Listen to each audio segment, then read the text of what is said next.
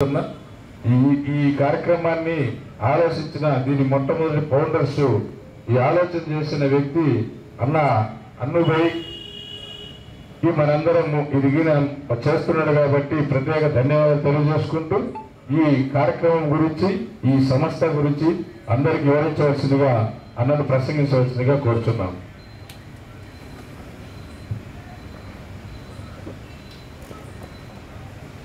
ఇక్కడికి వచ్చేసినటువంటి పెద్దలకి చిన్నలకి అందరికి కృతజ్ఞతలు. అలాగే మేము ఇక్కడికి వచ్చి మాట్లాడగానే మమ్మల్ని అర్థం చేసుకొని మా కాన్సెప్ట్ని అర్థం చేసుకొని ఇది చేస్తే దూదేకుల జాతికి మంచి ప్రయోజనం ఉంటుందని అర్థం చేసుకుని దూదేకుల బిడ్డగా దూదేకుల ఉన్నతికి పాటుపడడానికి సిద్ధంగా ఉన్నటువంటి మా మస్తానన్నకి మేము ప్రత్యేక కృతజ్ఞతలు చెప్తాం. ఎందుకంటే మేము చాలా ప్రాంతాలు తిరుగుతున్న ప్రతి దగ్గర అర్థం చేసుకునేవాళ్ళు కొంతమంది అయితే అర్థం కొట్టేవాడు. అది ఎందుకనేది వాళ్ళకి తెలియాలి. ఒక సమస్య ఏదో వస్తే మేము చేస్తున్న పనులు బయటపడతాయని భయపడేవాడు కొంతమంది. వాళ్ళని మన కులస్తులే కాబట్టి వాళ్ళని అన్న తమ్ముళ్ళు కనుక భావిస్తాం. మాకు మస్తానన్న లాంటి వాళ్ళు ప్రతి జిల్లాలో దొరికితే మేము ఖచ్చితంగా మేము అనుకున్న పని సాధించి తీరుతాం. ఖచ్చితంగా సాధించి తీరుతాం. ఎందుకంటే నేను ఈ దూదేకుల కులంలో దాదాపు 14 సంవత్సరాల నుంచి తిరుగుతున్నాను. నేను తిరగని ప్రాంతం లేదు, తిరగని జిల్లా లేదు. ఆ రోజు మొదలుపెట్టిన ప్రయాణంలో మేము చాలా చేయాలనుకుని వచ్చాము. అప్పుడు దూదేకుల వెల్ఫేర్ సొసైటీని స్థాపించాం. కొంతమంది స్వార్థ ప్రయోజనాల వల్ల అది పక్కకు పోయింది. నేను ఎవరిని నిందించడం లేదు, కానీ పరిస్థితులు కూడా తెలుసుకుంటాను. అందరికీ చెప్పుకుంటాం. ఎవరి పేర్లు నేను తీయట్లేదు, ఎందుకంటే కడుపు దిచ్చుకుంటే కాళ్ళ మీద పడుతుంది. కాబట్టి నేను పరిస్థితులు మాత్రమే చెప్పదలుచుకున్నాను, కానీ ఎవరిని వ్యతిరేకంగా కానీ ఎవరికి అనుకూలంగా కానీ నేను మాట్లాడదలుచుకోలేదు. ఆ ప్రయాణంలో జరిగినట్లు అప్పుడు వేసుకున్న ప్రణాళికల ప్రకారం 10-15 సంవత్సరాల తర్వాత కూడా దూదేకుల స్థితిగతులు అలానే ఉన్నాయి. దీనికి కారణం ఏందని మేము పరిస్థితి చూస్తే గ్రామ స్థాయిలో ఉన్నటువంటి ఏ దూదేకుల కులస్తుడికి కూడా సంఘం గురించి తెలియదు, ఆర్థిక పరిస్థితుల గురించి తెలియదు. మేము బాగున్నామనే ఫీలింగ్లోనే వాళ్ళు ఉన్నారు. లోన్లు ఎందుకు రావట్లేదో తెలియదు, లోన్లు ఎక్కడి నుంచి వస్తాయో తెలియదు. నాకు ఉద్యోగం ఎందుకు రావట్లేదంటే నాకు పరిస్థితి బాగలేదు కాబట్టి ఉద్యోగం రాలేదనుకుంటున్నారే కానీ ఏ దారిలో పోతే ఉద్యోగం వస్తుంది ఎవరికి తెలియట్లేదు. ఎందుకంటే అవగాహన చెప్పేవాడు లేడు, వినడానికి సిద్ధంగా ఉన్నా చెప్పడానికి లేదు. కొన్ని ప్రాంతాల్లో మరి ఆ ప్రాంతాల్లో అయితే మనకు ఒక నాయకుడు ఉన్నాడు, మనకు ఒక సంఘం ఉందానికి పరిస్థితులు కూడా ఉన్నాయి. అంటే ఇప్పటి వరకు జరిగిన ప్రయాణంలో ఏం జరిగిందంటే పెద్ద నాయకులంతా హైఫై పెద్ద స్థాయిలో ఒక క్వార్టర్ని ఏర్పాటు చేస్తారు. దానినే సంస్థగా దాన్నే సంఘంగా చూసి రాజకీయంగా ఎదగడానికి ప్రయత్నం చేశారు.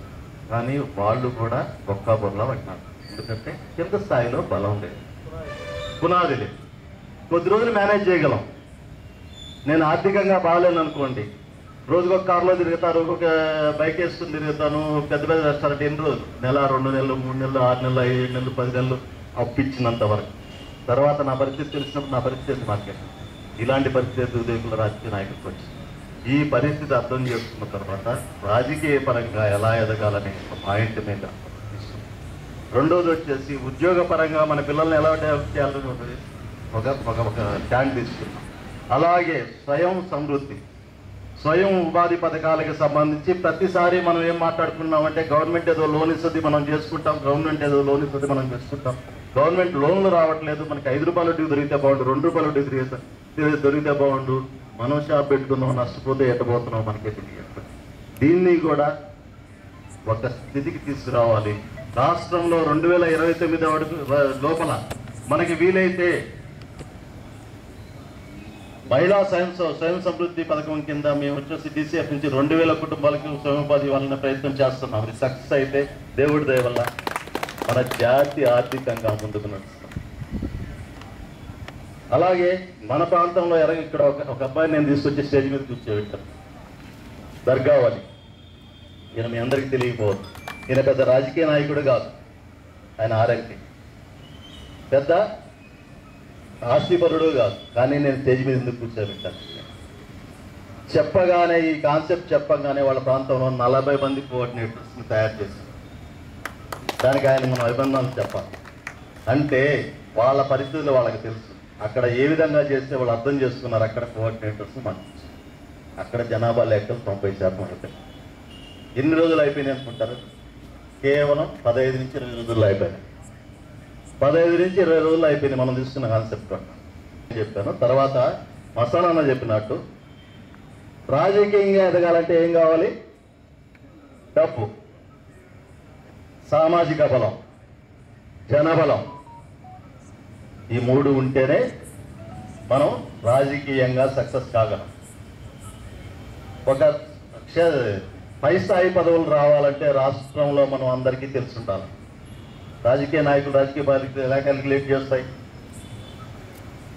ఈ ఊర్లో రాజకీయ నాయకుడు అయితే అక్కడ పంచాయతీ ప్రెసిడెంట్కి ఇస్తారు, మండల స్థాయిలో ఉంటే ఎంపీటీసీ ఇస్తారు, జిల్లా స్థాయిలో ఉంటే జడ్పీటీసీగా ఇస్తారు, ఆ పై స్థాయిలో నియోజకవర్గ స్థాయిలో ఉంటే ఎమ్మెల్యే సీటు ఎమ్మెల్సీ ఇవ్వడానికి ట్రై చేస్తారు, లేదా నామినేటెడ్ పదవులు ఇస్తారు. ఈ స్థాయి రావాలంటే ఎవరు తీసుకెళ్తారు? మనం వేరే కుల వాళ్ళు తీసుకెళ్తారా? తీసుకెళ్ళరు. వాళ్ళు మన బలాన్ని పెట్టుకుని ముందుకెళ్తారు. సో ఈ పరిస్థితులు మారాలి అంటే ప్రతి ఊరికి 10 నుంచి 20 మంది కోఆర్డినేటర్స్ ఉండాలి. వీళ్ళ పని ఏంటంటే ఏం పని లేదు. కోఆర్డినేటర్స్ ప్రతి ఒక్కరికి ఒక ఐడి కార్డు ఇస్తాం, ఐడి కార్డు పెట్టుకోండి. ఆ ఊర్లో ఇప్పుడు జనాభా లెక్కలు అయిపోతాయి. సో జనాభా లెక్కలు అయిన తర్వాత కోఆర్డినేటర్స్ పని ఏంటి? ఆ గ్రామంలో సమస్యలు ఉన్నాయి, బయటికి చెప్పుకోలేదు, మధ్యతరగతి కుటుంబాలు ఉంటాయి, ఎవరో ఒక అమ్మాయిని ఏడిపించుంటాడు బయటకు వచ్చి చెప్పుకోలేరు, ఎవరో పక్కింటోడో లేదా పక్క పొలమోడో వేధిస్తుంటాడు, వాడు వచ్చి చెప్పుకోలేదు, ఎవరికి చెప్పుకోవాలో తెలియదు, నాయకులు ఎవరు ఉంటారో తెలియదు. ఈ కోఆర్డినేటర్స్ ఏం చేస్తారంటే 10 మంది 20 మంది ఆ ఊర్లో కుటుంబాలను బట్టి 10 మంది 20 మంది ప్రతి ఆదివారం కానీ లేదా 15 రోజులకు ఒకసారి చిన్న మీటింగ్ పెట్టుకొని రచ్చబండ పెట్టుకోవచ్చు. చాలు, మైకులు అవసరం లేదు, కుర్చీలు అవసరం లేదు, ఏమవుతుంది పిచ్చాబట్టి మాట్లాడుకోండి. మేము వాళ్ళకి చెప్తున్న డైరెక్షన్, పిచ్చాబట్టి మాట్లాడుకోండి. ఈ పాయింట్లో నువ్వు చేస్తున్న ఉద్యోగం ఏందో వాళ్ళకి తెలుస్తుంది, నువ్వు చేసే పని ఏందో వీళ్ళకి తెలుస్తుంది. నీకు తెలిసినప్పుడు నీ ఉద్యోగంలో ఉన్న సాధక బాధక, నీ వ్యాపారంలో ఉన్న నష్ట కష్టాలు వాళ్ళకి తెలుస్తాయి. ఈ తెలిసినప్పుడు వాళ్ళు వచ్చి మాకు ఫోన్ చేస్తారు. మేము హెల్ప్ లైన్ నెంబర్ ఇచ్చాం యాప్లో. హెల్ప్ లైన్ నెంబర్కి ఫోన్ చేసిన 1 నుంచి 2 రోజుల్లో ఆ ప్రాంతంలో ఉన్నటువంటి ఎవరైతే నాయకులు ఉన్నారో, జిల్లా ఆర్గనైజర్స్ ఉన్నారో, స్టేట్ ఆర్గనైజర్ వాళ్ళకి మేము ఫోన్ చేస్తాం. ఫోన్ చేసి అన్నా ఇక్కడ ప్రాబ్లం ఉంది, మీరు సాల్వ్ చేయగలరా? మేము వాళ్ళకి ఇన్ఫర్మేషన్, ఎంత సింపుల్గా ప్రాబ్లం సాల్వ్ అయిపోతుంది. అదే ప్రతి ఆదివారం ఒక 20 మంది ఆ ఊర్లో ఒక కులస్తులు కూర్చొని మాట్లాడుకున్నప్పుడు వాళ్ళు పనులు చేసుకున్నప్పుడు పక్క కులవాళ్ళు కూడా అడుగుతారు, అన్న మాకు కూడా ప్రాబ్లం ఉంది కొంచెం చెప్పండి, వాళ్ళకు కూడా సహాయం. అంటే రాజకీయంగా ఎదగాలంటే సామాజికంగా ఎదగాలి. సామాజికంగా ఎదగాలంటే నీతో పాటే నీ పక్కనోడికి కూడా సహాయం చేయగలి. ఆర్థికంగా చేయాల్సిన అవసరం లేదు, మాట సాయం. మన టీంలో వాళ్ళకి ఒక పోలీస్ తెలుసు, ఒక ఎంఆర్ఓ తెలుసు, ఒక విఆర్ఓ తెలుసు, ఒక కలెక్టర్ తెలుసు అనుకున్నప్పుడు నీతో పాటే నీ పక్క కులపోడు కూడా సహాయం చేయాలంటే నువ్వు ముందు బలంగా ఉండాలి. నిన్ను వచ్చి అడగగలగాలి. పెద్ద పెద్ద కులాలుగా చెప్పబడుతున్నాయి అంటే ఇదే విధంగా డెవలప్ అయినాయి. ఆ ఊర్లో ఒకే కులం ఉంటుంది, పెద్ద కులం. మిగతా కులాలు చిన్న కులాలు ఉంటాయి. చిన్న కులాల్లో ఓడి కూడా పని చేయలేడు, ఆ కులం ఆ కుటుంబం చేస్తాడు. ఎందుకు? Management skills. ఆ మేనేజ్మెంట్ స్కిల్స్ నేర్పించగలగాలి పిల్లలకి. ఎలా బ్రతకాలి, ఎలా బ్రతికించాలో నేర్పించగలగాలి. ఆ పని మేము చేస్తున్నాం. మేము తిరిగి మాట్లాడుతున్నాం. ఎగ్జాంపుల్ ఆ అబ్బాయి చెప్పాను కదా, ఆ అబ్బాయి దీనిలో ఉంటాడు, బయట ప్రపంచం తెలియదు. బట్ కాన్సెప్ట్ చెప్పిన తర్వాత బయటకు వచ్చి 40 మంది కోఆర్డినేటర్స్ చేశారు. గ్రేట్ అచీవ్మెంటే కదా అది. ఒక వ్యక్తి ఒక సంస్థను ఏర్పాటు చేసి ఆ సంస్థలాగా ఆ ప్రాంతంలో 40 మందిని గ్యాదర్ చేసి వాళ్ళ చేత జనాభా లెక్కలు తీర్చి రేపటి రోజు ఏదైనా పని ఉన్నప్పుడు 40 మందికి ఐడి కార్డు తీసుకొచ్చి అక్కడ నిలబెట్టాడంటే అతను గొప్ప వ్యక్తే కదా నా దృష్టిలో. 30-40 సంవత్సరాల నుంచి ఉన్నటువంటి రాజకీయ నాయకులు కావచ్చు, కుల నాయకులు కావచ్చు, కుల సంఘం నాయకులు కావచ్చు, ఒక ధర్నా పెట్టే 70 మంది రాని పరిస్థితిలో బతుకుతున్నామంటే మనం అంత దీనస్థితిలో ఉన్నామని అర్థం చేసుకోవాలి. అలాంటి బాధల్లోంచి అలాంటి ఆలోచనలోంచి DCF అనే కాన్సెప్ట్, ఈ కాన్సెప్ట్లోంచి తీసుకొని ప్రస్తుతం జనాభా లెక్కలు చేస్తున్నాం. జనాభా లెక్కల అవసరం ఏంటి అనేది కొంతమందికి వస్తున్నాం. సెంట్రల్ గవర్నమెంట్ వచ్చేసి జనాభా లెక్కలు కులాగణన చేస్తుందని చెప్పారు. చేస్తుంది, మనకిస్తుందా? ఇవ్వదు. రేపటి రోజు కూడా మనల్ని 2 లక్షలు 3 లక్షలు చూపించేసి క్లోజ్ చేస్తే మనం ఏం చేయగలం? మనం ఎవరితో కొట్లాడగలం? సీఎంతో కొట్లాడగలమా? పిఎంతో కొట్లాడగలమా? ఏదన్నా మంత్రితో కొట్లాడగలమా? చెప్తున్నా మన దగ్గర దాదాపు 20 సంవత్సరాల క్రితం కార్పొరేషన్ ఫెడరేషన్ ఏర్పడితే ఈరోజు వరకు ₹1 నిధి తెచ్చుకోవాలా మనం. మన బలం అది. 4 సంవత్సరాలు 5 సంవత్సరాలు వైసీపీ ప్రభుత్వంలో ఉన్నప్పుడు కార్పొరేషన్ వస్తే ₹1 నిధి తెచ్చుకోలేదు. మన బలం అది. ఈ రోజు 2.5 సంవత్సరం తర్వాత ఇప్పుడు ఏదైతే మనం మార్పు వచ్చిందో, జనాలు అడగడం మొదలు పెట్టారో, సోషల్ మీడియా వేదికగా రిప్రజెంటేషన్ రూపంలో మన డీసీఎఫ్ నుంచి కావచ్చు, మిగతా సంస్థల నుంచి కావచ్చు, రిప్రజెంటేషన్స్ ఈ మధ్య కాలంలో పెరిగాయి. ఈ మధ్య కాలంలో పనిచేయడం మొదలుపెట్టారు. ఇప్పుడు కార్పొరేషన్ అనౌన్స్ చేశారు.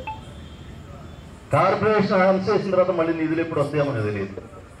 మళ్ళీ అడిగేవాళ్ళు ఉన్నారు.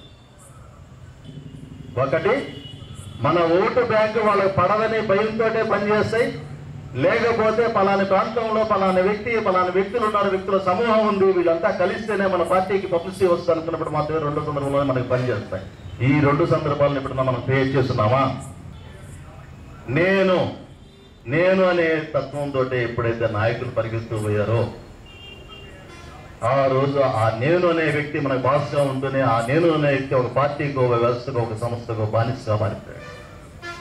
ఇప్పుడు మేమేమంటున్నామంటే మా సంస్థ ద్వారా నేను ఉండడు, మేము ఉంటాం అంటున్నాం. ఇక్కడ అధ్యక్షుడు ఉండడు, ఉపాధ్యక్షుడు ఉండడు, సెక్రటరీ ఉండడు, ఎవడు ఉండడు. ఉండేది ఆర్గనైజర్. కోఆర్డినేటర్స్ ఉంటారు, ఆర్గనైజర్స్ ఉంటారు. ఈ ఆర్గనైజర్స్ పని ఏంటంటే తెలియజెప్పడం మాత్రమే. మీకు ఏదన్నా డౌట్ వచ్చింది, ఓబీసీ రిజర్వేషన్ అంటే చాలా మందికి తెలియదు. మన వాళ్ళు బీటెక్ కంప్లీట్ చేసిన పిల్లలు కూడా చాలా మందికి తెలియదు. బీసీబీ రిజర్వేషన్ అంటే తెలియదు. బీసీఈ వచ్చేస్తుందని అపోహపడే వాళ్ళు ఉన్నారు. వీళ్ళందరినీ ఎడ్యుకేట్ చేయడానికి ఇలాంటి పిల్లలు తయారు చేస్తున్నారు. మీ ప్రాంతంలో కూడా ఉంటే మీ జనరేషన్కి, మీ తర్వాత వాళ్ళకి ప్రతిదానికి ఉపయోగపడుతుంది. తర్వాత మనకుండే 2వ సమస్య క్యాస్ట్ సర్టిఫికేట్. ఎంఆర్ఓ ఆఫీసులో కుల ధృవీకరణ పత్రం తీసుకోవాలంటే మనకి ఎంత కష్టమో మీ అందరికీ తెలిసిందే. మన కులాన్ని మనం రుజువు చేసుకోవడానికి మనం ఒక సంతకం పెట్టించుకొని తీసుకొచ్చిస్తే కానీ ఒప్పుకోరు. అదే మన కుల సర్టిఫికేట్ తీసుకొని చాలా మంది ఉన్నత పదవుల్లో వేరే అగ్రవర్ణ ముస్లిమ్స్ ఉన్నారని అందరికీ తెలిసిన విషయం. ఈ మధ్య కాలంలో తెహరా సుల్తానా అనే కేసు చాలా పెద్దది భయపడింది. కొంతమందికి అవగాహన ఉందో లేదు. దాని మీద మేము కూడా ఆర్టికల్ రాసాం. దాని మీద కూడా మేము కొట్లాడాం. అందరు కలిసి వస్తే ఇప్పుడు కొట్లాడడానికి కూడా సిద్ధంగా ఉంది.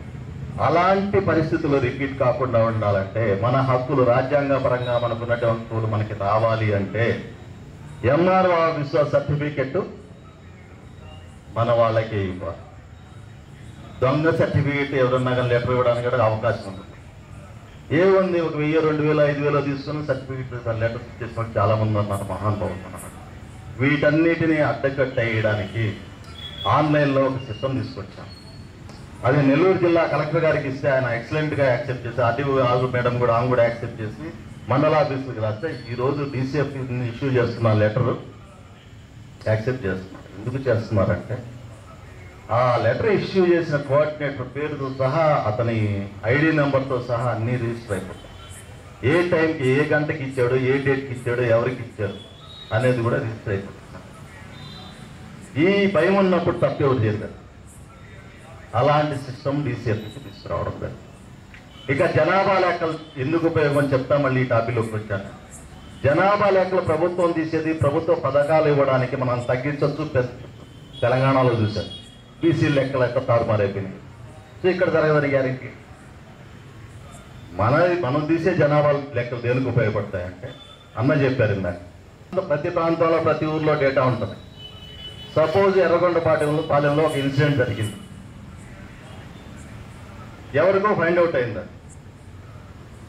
సో లేకపోతే మార్కాపురం అమ్మాయిని నెల్లూరు ఇస్తున్నారు. నెల్లూరులో ఒక ఇన్సిడెంట్ జరిగింది, వాళ్ళ బిడ్డ తప్పిపోవడమో లేకపోతే అమ్మాయికి ఏదో ఇబ్బంది జరగడమో జరిగినప్పుడు ఆమె ఊరు మార్కాపురం నాకు తెలిస్తే నేను ఏం చేస్తానంటే వెబ్సైట్లో ఆమె మార్కాపురంలో ఉన్న డేటా నేను తీసేస్తాను. ఒక 1000 మంది డేటా వస్తే శాంపిల్ ర్యాండమ్గా ఒక 50 మంది కొట్టుకుంటూ వెళ్తాం. 50 మందిలో 10 మంది రెస్పాండ్ కారా? రెస్పాండ్ అవుతారా లేదా? ఆ వ్యవస్థ ఉందా మనకి ఇప్పటి వరకు? లేదు. మేము ఏర్పాటు చేస్తాం, వాడుకోవచ్చు హ్యాపీగా. దీనికి ఏం ఖర్చు కాదు, మొత్తం ఫ్రీనే. అలానే ఇందాకన్నా హెల్త్ క్యాంప్స్ అన్నారు. మేము హెల్త్ క్యాంప్స్ ఆల్రెడీ మేము ప్లాన్ చేస్తున్నాము. అది అన్న చెప్పిన తర్వాత కాదు, ఆయన చెప్పిన దాని విధానంలో నేను చెప్తున్నాను. మనం ఏం చేస్తున్నాం, జనాభా లెక్కలు తీసిన తర్వాత కోఆర్డినేటర్స్ ఎవరైతే ఉన్నారో వాళ్ళకి నెక్స్ట్ ఇంకో ఫామ్ ఇస్తాం, హెల్త్ సర్వే ఫామ్ అప్లికేషన్ ఒకటి ఇస్తాం. దాంట్లో ఈ జనాభాలో రిజిస్టర్ అయిన వాళ్ళకి ఎవరికి షుగర్ ఉంది, ఎవరికి బీపీ ఉంది, ఎక్కడ ఏందనేది ఆ డేటా తీసుకుంటాం మా ఊళ్ళో. ఆ డేటా తీసుకున్న తర్వాత వాళ్ళకి ఏ మందులు అవసరం ఉంటాయి, ఎన్ని మందులు అవసరం ఉంటాయి, ఏం కావాల్సింది మొత్తం ఎక్విప్మెంట్ సహా వచ్చేస్తాం అక్కడికి. నేను రాను, కోఆర్డినేటర్స్ వస్తాను. అక్కడ హెల్త్ క్యాంప్ చేయడానికి సార్లాంటి డాక్టర్లు, ఇంకా మన టీంలో ఉన్నటువంటి చాలా మంది డాక్టర్స్ ఉన్నారు. కడప జిల్లా నుంచి, నెల్లూరు జిల్లా నుంచి, ఇక్కడ మార్కాపురం నుంచి సార్లాంటి వాళ్ళు ఇలా చాలా మంది ఉన్నారు డాక్టర్స్. వీళ్ళందరినీ టీం చేసుకుని ఏ ప్రాంతంలో ఆ ప్రాంతంలో హెల్త్ క్యాంప్ పెట్టాలనో కావచ్చు. హెల్త్ క్యాంప్ పెట్టాలంటే ఏరియాలో డేటా కావాలి కదా, ఫస్ట్ ఏం జరగాలన్నా డేటా కావాలి కదా. సో రేపు ఎంపవర్మెంట్ కింద మనం ఏదో షాప్ అనుకున్నాం. దానికి కూడా ఊర్లో వాళ్ళ డేటా ఉందా లేదా, నిజంగా మన క్యాస్ట్ వాళ్ళ కాదా తెలియాలి కదా. తెలియాలంటే ఆ డేటా మన దగ్గర ఉండాలి కదా. రేపు ఒక ఎమ్మెల్యేని ఇన్ఫ్లుయెన్స్ చేయాలి, ఎమ్మెల్యే దగ్గరికి వెళ్ళాలి. ఎలక్షన్స్ వచ్చినాయి, మా వాళ్ళకి ఏం సపరేట్ అజెండా ఏమి ఇస్తున్నావు, సపరేట్ మేనిఫెస్టోలో మా వాళ్ళకి ఏం చేస్తున్నారు కదా అంటే ఆ నియోజకవర్గంలో డేటా మన దగ్గర ఉండాలి కదా. అంటే ఒక్కసారి మన చేతికి డేటా వస్తే దాన్ని ఏ విధంగా వాడుకోవచ్చు. దాన్ని ఏ ప్రాంతంలో చిన్న ఇన్సిడెంట్ జరిగినా కానీ మాకు తెలిసిపోతుంది, ఎందుకంటే మీడియా మెయింటైన్ చేస్తుంది. కానీ అందరూ అర్థం చేసుకోవట్లేదు. మీ ప్రాంతంలో ఏ చిన్న ఇన్సిడెంట్ జరిగినా కానీ మాకు పంపించండి, మేము దాన్ని న్యూస్ రూపంలో వేస్తాం. ఎందుకు న్యూస్ రూపంలో వేస్తే ఉపయోగం ఏంటి? మొన్న బద్వేలు సంఘటన జరిగింది, మీ అందరికీ చూసినట్టు అమ్మాయిని కాల్చి చంపేసేవాడు, రేపు చేసి. ఆ రోజు డీసీఎఫ్ మీడియా ఏ రేంజ్లో పనిచేస్తుందో మీకు ఒక 2 ముక్కల్లో చెప్తాం. ఉదయాన్నే ఇన్సిడెంట్ జరిగిన పొద్దున్న నుంచి రాత్రి 1 గంట వరకు, పక్క రోజు ఉదయం నుంచి రాత్రి 1 గంట వరకు కంటిన్యూస్గా రాష్ట్రంలో ఉన్నటువంటి ప్రతి నాయకుడికి ఫోన్ చేశాం కదలాలని. ప్రతి సంఘం అధ్యక్షుడికి ఫోన్ చేసి మీ స్టేట్మెంట్ ఇవ్వాలని చెప్పాం. తరుముకున్నాం, బతిలాటం కాదు, తరుముకున్నాం. మీకు కావాలంటే డీసీఎఫ్ సంబంధించిన యూట్యూబ్లో చూస్తే తెలుస్తుంది. మేము మాట్లాడిందంతా రికార్డ్ చేసి పెట్టాం, ఎందుకంటే సాక్ష్యాలు ఎదిగేవాళ్ళు ఎక్కువ కాబట్టి. రాయచోటి నుంచి, కడప నుంచి, నంద్యాల సార్ బాబన్ సార్ని కూడా పాపం ఆయన బయలుదేరి వెళ్ళారు. మనలో రిటైర్డ్ ఎస్పీలు, రిటైర్డ్ డిఎస్పీలు ఉంటే వాళ్ళకి ఫోన్ చేసి ఏం జరుగుతుందో సార్ కనుక్కోండి, పోలీస్ స్టేషన్లో ఫోన్ చేసి కనుక్కోండి, కేసును మ్యానిపులేట్ చేస్తారేమో, మన బిడ్డ అక్రమంగా చంపేశారు లంజావుడికనే మాట్లాడుతున్నారు. బాగా అనిపిస్తుంది. అదే మనం ఊరికి 10 మంది ఉన్నాము, మా నియోజకవర్గానికి 2000 మంది సైనికులు ఉన్నారంటే ఎవడు మన చేతి మీద వేలేస్తాడు? మన బిడ్డని చూడటానికి కూడా భయపడతారు కదా. దాచేపల్లిలో జరిగింది, కళ్యాణదుర్గంలో జరిగింది, అన్న మధ్యాహ్నం చెప్తున్నాడు మార్కాపురంలో 2-3 ఇన్సిడెంట్లు జరిగినాయని. ఈ ప్రాంతంలో అంటే మసానాలు లాంటి వాళ్ళు మీలాంటి వాళ్ళు ఉన్నారు కాబట్టి కాపాడుకోగలరు. లేని ప్రాంతాల్లో ఏం చేద్దాం? లేని ప్రాంతాల్లో ఏం చేద్దాం? అందుకే సెంట్రలైజ్డ్ హెల్ప్ లైన్ సిస్టమ్ మేము తీసుకొచ్చాం. ఏదైతే ఈ రాష్ట్ర ప్రభుత్వంలో ఉన్నటువంటి ఈ వినాయకుడు ఈ గవర్నెన్స్ నుంచి మాట్లాడుతున్నాడో, ఈ రాష్ట్రంలో ఎక్కడా లేనటువంటి, ఏ కుల సంఘానికి, ఏ కుల వ్యవస్థకి లేనటువంటి ఈ గవర్నెన్స్ సిస్టాన్ని దూరేకుల కులం తీసుకొచ్చిందని గట్టిగా చెప్తున్నాను నేను. ఈ గవర్నెన్స్, ఇదంతా ఈ గవర్నెన్సే. ప్రతిదీ సింగిల్ క్లిక్ తోటే ఆన్లైన్లో అయిపోతుంది. అందరూ సపోర్ట్ చేస్తే ఇంకా పెద్దగా తీసుకెళ్తాం. ఇక సాఫ్ట్వేర్ ఉద్యోగుల గురించి ఇందాక సార్ మాట్లాడారు. దానికి ప్రణాళిక ఉంది కానీ చేయలేకపోయాం సార్. ఇంకా చేస్తాము, మాటిచ్చున్నాం, చేస్తాము. ఇక్కడ చాలా మంది పిల్లలు బీటెక్ చేస్తున్నాం, కంప్లీట్ అయిపోయింది, చాలా మందికి ఉద్యోగం లేదు. ఎందుకంటే వీళ్ళకి మన దగ్గర పెరిగిన స్కూల్స్, మన ఆర్థిక పరిస్థితిని బట్టి చిన్న చిన్న స్కూల్స్ చేస్తాం. ఈ చిన్న వాటిల్లోనే పెద్దగా ఉందనుకొని డబ్బులు కట్టి కూడా వేస్తున్నాయి. అవి కూడా చిన్న స్కూల్స్. టాప్లో ఉన్న స్కూల్స్ కూడా ఏం చెప్పట్లేదు, లక్షలు ఖర్చు పెట్టిన కూడా చెప్పట్లేదు. ఉదయం నుంచి సాయంత్రం కూర్చొని వదిలిపెడుతున్నారు. చదువు చదువు చదువు, ఎదుటి మాట్లాడడం తెలియదు, ఇంటర్వ్యూ ఎక్కడ చేసేయాలో తెలియదు. వాడిని తీసుకెళ్ళి బీటెక్లో వేస్తాం. బీటెక్లో దేంట్లో వేస్తున్నాం? అది కూడా నార్మల్ కాలేజీలో వేస్తాం. నేను ఆర్థికంగా లేని వాళ్ళకి గురించి చెప్తున్నాను. వేస్తున్నారు. ఆ చిన్న కాలేజీల్లో వచ్చిన సీట్లు వచ్చిన వాళ్ళు ఏం చేస్తున్నారు? అక్కడ కూడా చదువు రాకుండా చదువు చెప్పేస్తారు. వాళ్ళకి 8.5, 9.5, 10 దాకా వచ్చేస్తాయి. బట్ వాళ్ళకి literally they don't know how to speak. ఎలా మాట్లాడాలో తెలియదు, ఎలా ఇంటర్వ్యూని ఫేస్ చేయాలో తెలియదు. మిగతా దేశాల్లో స్కూల్లోకి వెళ్ళిన రోజు నుంచి స్కూలింగ్ అయిపోయేంత వరకు ఏం చదివితే ఉద్యోగం వస్తుందో చెప్తారు. మన దేశంలో బీటెక్ అయిపోయిన తర్వాత ఏం చేయాలో అంటే 16 సంవత్సరాలు ఏం చేసినట్టు, 18 సంవత్సరాలు చదువు ఏం చేసినట్టు. एलकेजी हो गया, यूकेजी में डालो, यूकेजी फर्स्ट क्लास में डालो, 10th हो गया, इंटर में डालो, इंटर हो गया, बीटेक में डालो. बाद में क्या करना, ఏం చేయాలి? ఎవరికైనా అవగాహన ఉందా? ఇక్కడ ఉన్న ప్రాబ్లం ఏంటంటే ఏ బీటెక్ స్టూడెంట్ అయినా కదిలించండి, అయిపోయిన వాడిని ఏంద్రా బాబు అంటే నాకు నువ్వు నేర్పించావా? తల్లిదండ్రులు నువ్వు నేర్చుకున్నావా అని అడగాల్సింది పోయి నువ్వు నాకు నేర్పించావని ఎందుకు క్వశ్చన్ చేస్తారు? ఈ క్వశ్చన్ అందువరకు పడిందా ఇళ్లలో? చదువు డిగ్రీ చదివిన పిల్లల నుంచి నువ్వు ఓన్లీ స్కూల్కి పంపించావు డాడీ, నువ్వు ఓన్లీ కాలేజీకి పంపించావు, నాకేమి నేర్పించావు అని మీ పిల్లలు అడుగుతున్నారా లేదా? ఎందుకు అడుగుతున్నారు? ఎవరికి అవగాహన ఉంది దాని మీద? ఎందుకు అడుగుతున్నారు అంటే మనం నేర్పిస్తున్నది ఫార్మల్ ఎడ్యుకేషన్, బేసిక్ ఎడ్యుకేషన్ మాత్రం. బీటెక్ సిఎస్సి చేయనియండి, ఎంటెక్ సిఎస్సి చేయనియండి, అమెరికాకి పంపించి ఎంఎస్ చేయించండి, మనం నేర్పిస్తున్నది బేసిక్ ఎడ్యుకేషన్. ఈ బేసిక్ ఎడ్యుకేషన్తో పాటే ప్రొఫెషనల్ ఎడ్యుకేషన్ నేర్పించాలనేది మన కాన్సెప్ట్.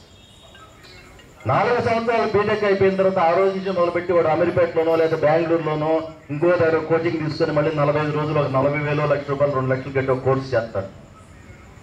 వాడు అక్కడి నుంచి ఉద్యోగం మొదలుపెట్టి 8 సంవత్సరాలు పడుతుంది. ఇప్పుడు రిజిస్ట్రేషన్ నడుస్తుంది, ఉద్యోగాలే లేవు. ఉన్న 4 ఉద్యోగాలు టాలెంట్ ఉన్నవాడు ఎత్తుకోబోతున్నాడు క్యాంపస్ ఇంటర్వ్యూస్. మన వాళ్ళ క్యాంపస్ ఇంటర్వ్యూస్ ఎందుకు రావట్లేదు? అలాగే మనం డబ్బు ఎట్లేదా? ఇందాక తమ్ముడు చెప్పినట్టు దూదేకుల కులస్తుల్లో చదువు శాతం ఎక్కువ, దాంతోపాటే మూర్ఖత్వం కూడా ఎక్కువ. పబ్లిక్గా చెప్తున్నాను, దాంతోపాటే మూర్ఖత్వం కూడా ఎక్కువే. నాకేంటి, నేను బాగా బతుకుతున్నా. ఏం బాగా బతుకుతున్నాం? నీ దగ్గర బైక్ ఉంది, కారు ఉంది, ఒక బంగ్లా ఉంది. నీ పిల్లలు ఏం చదువుకోవాలో తెలుసుకునే శక్తి ఉందా? నీ పిల్లలు ఏం చేస్తే బాగుపడతారని తెలుసుకునే శక్తి ఉందా? నీ పిల్లలు ఎవరితో మాట్లాడితే చదువు వస్తుందో చెప్పే శక్తి ఉందా? దేనికి అభిప్రాయమై ఉన్నా అంటాం. ఇదే కదా మనం అనేది. నీకెందుకు అయ్యింది పని బాట లేకుండా చదువుకో, పుస్తకాలు ఇస్తూ పట్టుకో. వాటి ఒక ఆట ఆడిని, ఒక పాట పాడిని, ఒక సాఫ్ట్వేర్ నేర్చుకొని, ఒక స్కిల్ సెట్ని డెవలప్ చేసుకొని. నేనేమంటున్నానంటే ఇంత ఎందుకు చెప్పాల్సి వచ్చిందంటే మన ఇంట్లో ఏం జరుగుతుందో మనకు వాస్తవంగా తెలిస్తే నేను చెప్పేది మీకు అందుకే నేను చెప్పాను. ఇక్కడ DCF దూదేకుల కేర్పేర్స్ అనేది ఒక అంశం మీద కదా కాకుండా మల్టిపుల్ ఇష్యూస్ మీద పనిచేస్తుందని చెప్పడానికి ఇదంతా. ఇక్కడ రెండో సంవత్సరం బీటెక్ మొదటి సంవత్సరం నుంచి కానీ 2వ సంవత్సరం నుంచి కానీ వాడు ఏదైతే ఉద్యోగం చేయాలో ఆ సాఫ్ట్వేర్ నేర్పిస్తే 3వ సంవత్సరంలో వాడికి అప్రెంటిస్షిప్ వస్తుంది. 4వ సంవత్సరం తర్వాత మొదలు పెడితే ఇది ఇప్పుడు ఆలోచించారా? డిగ్రీ సెకండ్ ఇయర్ బీకామ్ చేశారు అనుకో, వాడు అకౌంటెంట్కి వెళ్ళాలి. బీకామ్ అయిపోయిన అకౌంటెంట్ కాడు వాడు.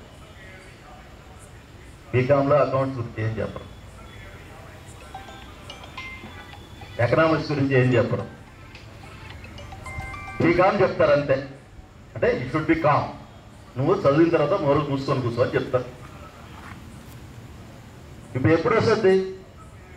నువ్వు ఆ డిగ్రీ సెకండ్ ఇయర్ రాగానే వాడిని ఎక్కడో అకౌంటెంట్ దగ్గర 1 గంట సాయంత్రం పోయేసి, అయ్యా మా వాడు ఫ్రీగా నీకు పని చేస్తాడు, నేను నీకు ఉపాసన చేసుకుంటూ నీకు సేవ చేస్తూ వాడు నేర్చుకుంటాడని ఒక దగ్గర పంపిస్తే డిగ్రీ అయిపోయే లోపల వాడు స్టాండర్డ్ ఉద్యోగం వచ్చి 15,000, 20,000 జీతం వస్తాడు. అవునా? బీకామ్ సెకండ్ ఇయర్లోనే వాడికి టాలీ సాఫ్ట్వేర్ ఇంకోటో నేర్పిస్తే వాడు 3rd ఇయర్ అయిపోయిన తర్వాత ఆటోమేటిక్గా వాడు చేర్చుకుంటాడు, ఉద్యోగం వస్తాం. తర్వాత బీటెక్లో వాడిని ఇప్పుడు ఆర్టిఫిషియల్ ఇంటెలిజెన్స్ అని ఇవి వచ్చేస్తున్నాయి కదా, C++, వెళ్ళిపోయింది. AI వచ్చింది, సైబర్ సెక్యూరిటీ వచ్చింది, ఇంకోటి వచ్చింది.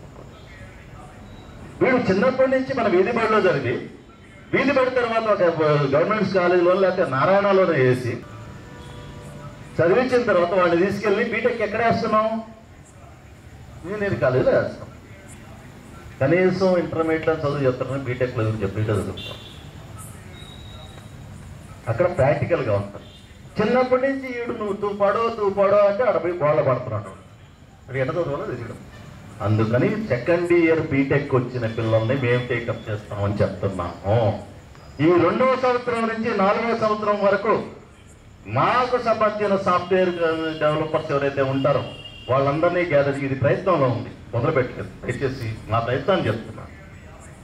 ఆ సాఫ్ట్వేర్ ఇంజనీర్ చేత ట్రైనింగ్ ఇప్పించి వాళ్ళకి సర్టిఫికేషన్ కోర్సులు చేపించేస్తాం. 2వ సంవత్సరం, 3వ సంవత్సరం అయిపోయే లోపల ఒకటి, 4వ సంవత్సరం అయిపోయే లోపల. ఎప్పుడైతే సర్టిఫికేషన్ కోర్సులు వస్తాయో ఆటోమేటిక్గా వీడు అప్లై చేసి ప్రతి జాబ్ సక్రమం. 2వ సంవత్సరం నుంచే సాఫ్ట్వేర్ సైడ్ ఏది కోర్సు వాళ్ళని నేర్చుకున్నాడు కాబట్టి వీడి స్కిల్ సెట్ ఉంది కాబట్టి వీడికి ఉద్యోగం వస్తుంది. ఇట్లా మాకు 2000 మంది తయారైతే 2000 మందికి మేమే కంపెనీలు ఇచ్చి మేమే కాంపిటీషన్ చూసి పెడతాం. వస్తారు, కంపెనీస్ వస్తాయి. ఎందుకు వస్తాయి అంటే ఇప్పుడు ఈ మధ్యకాలంలో ఢిల్లీలో ఒక యూనివర్సిటీతో మాట్లాడారు. వాడు వచ్చేసేమంటే స్కిల్ ఓరియంటెడ్ ప్రోగ్రామ్ మేము రన్ చేస్తున్నాం కాబట్టి మా college what is the skill oriented programme. అదే స్కిల్ ఓరియంటెడ్ ప్రోగ్రామ్ ఏంటంటే మాకు వస్తున్న కంపెనీస్ క్యాంపస్ ఇంటర్వ్యూస్లో ఎవరు వచ్చినా కానీ ఉద్యోగాలు లేక కాదు, వీళ్ళకి లేక్ ఆఫ్ స్కిల్స్ వల్ల, స్కిల్స్ లేకపోవడం వల్ల మేము ఉద్యోగం లేకపోతున్నాం అని ఆ యూనివర్సిటీ వాళ్ళు చెప్పారు. ఎస్, నేనేది మాట్లాడాను, వాళ్ళు అదే మాట్లాడాను.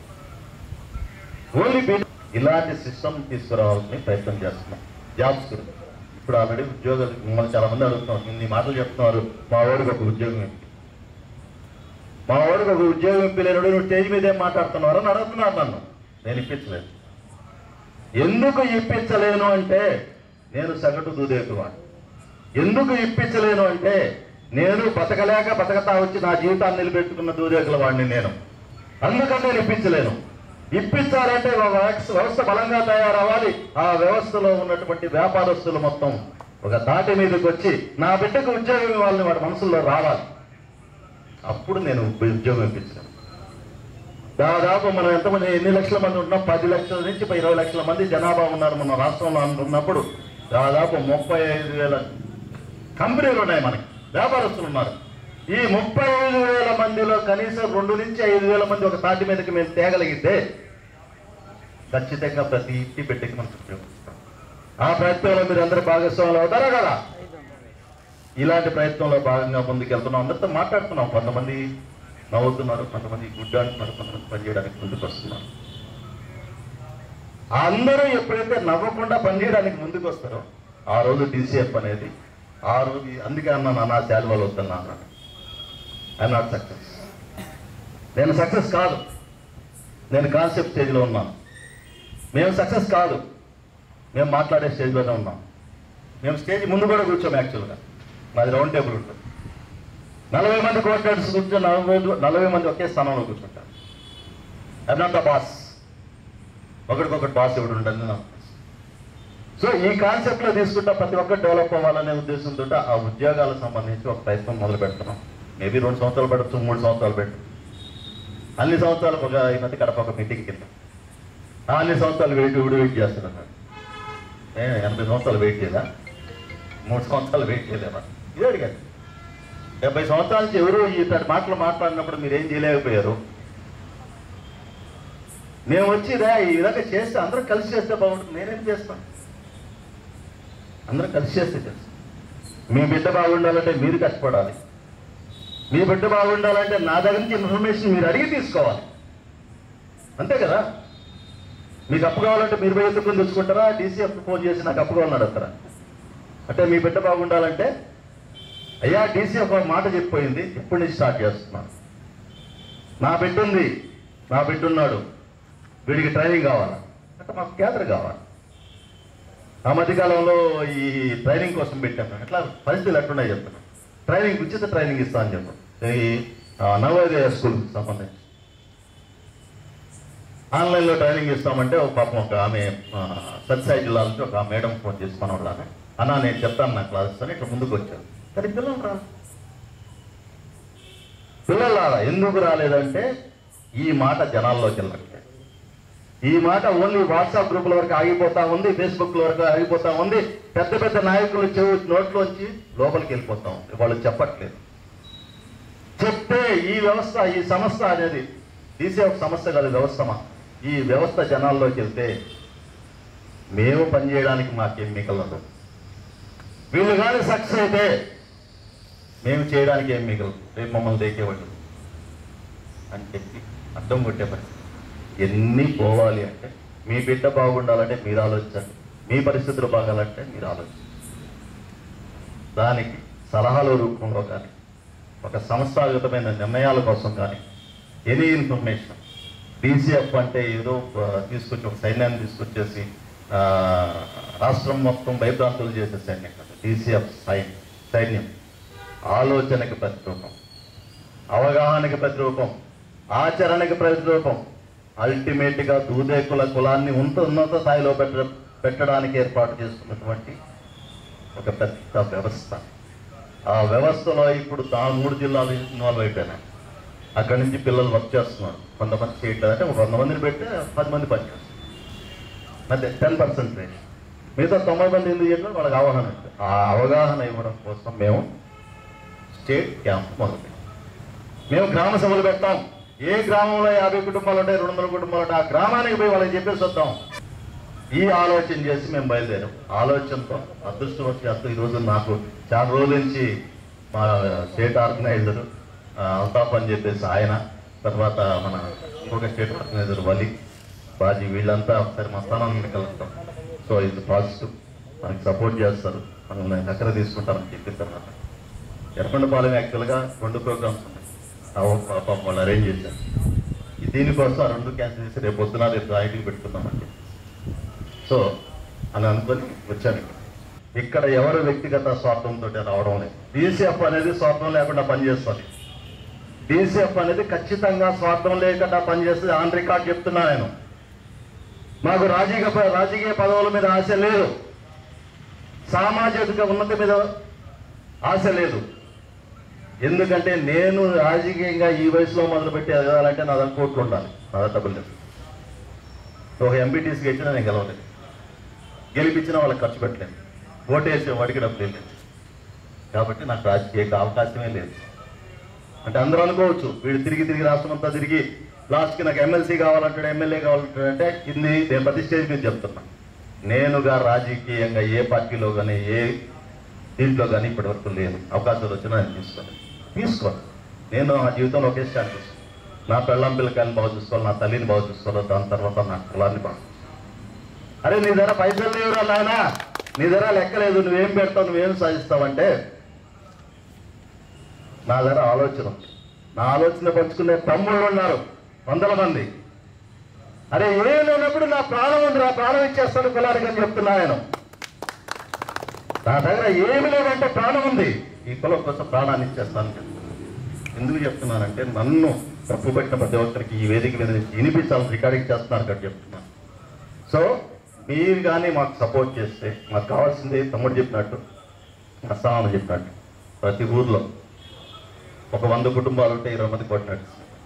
వాళ్ళు ఏం పని చేయబట్టి, వాళ్ళు ఏమో రూపాయి ఖర్చు పెట్టుకోండి, వాళ్ళ మెడలో ఒక ఐడి కార్డు ఇస్తారు. ఆ ఐడి కార్డు తీసుకెళ్తే ఎంఆర్ఓ హౌస్లో పనిచేయండి. ఐడి కార్డు పెట్టుకెళ్తే కలెక్టర్ ఆఫీస్లో ఎంట్రీ రావాలి. ఈ కోఆర్డినేటర్స్ ఇందా చెప్పినట్టు స్టెప్ బై స్టెప్ ఒక్కొక్క బాధ్యత తీసుకుంటారు. ప్రతి కోఆర్డినేటర్కి ఇన్సూరెన్స్ చేపిస్తాం. ఎందుకంటే వాళ్ళకు కూడా ఒక ఆశ ఉంటుంది. ఏదైతే రేపు రాబోయే రోజుల్లో మన సంస్థ నుంచి స్వయం ఉపాధి కింద ఎప్పుడైతే మనం చేయాలనుకున్నామో, దేవుడి దేవల్ల కాదు, అది కానీ జరిగితే మొదటి ప్రయారిటీ ఆ కోఆర్డినేటర్ కుటుంబానికే ఉంటుంది. ఎవరైతే జాతి కోసం కష్టపడ్డారో మొదటి ప్రయారిటీ వాళ్ళకే ఉంటుంది. నేను రాజకీయ నాయకుడు బంధువుని, ఎమ్మెల్యే నాకు తెలుసు, ఆ ఊళ్ళో నేను తోపు డబ్బులు ఉన్నాయంటే మేము లెక్క చేయం.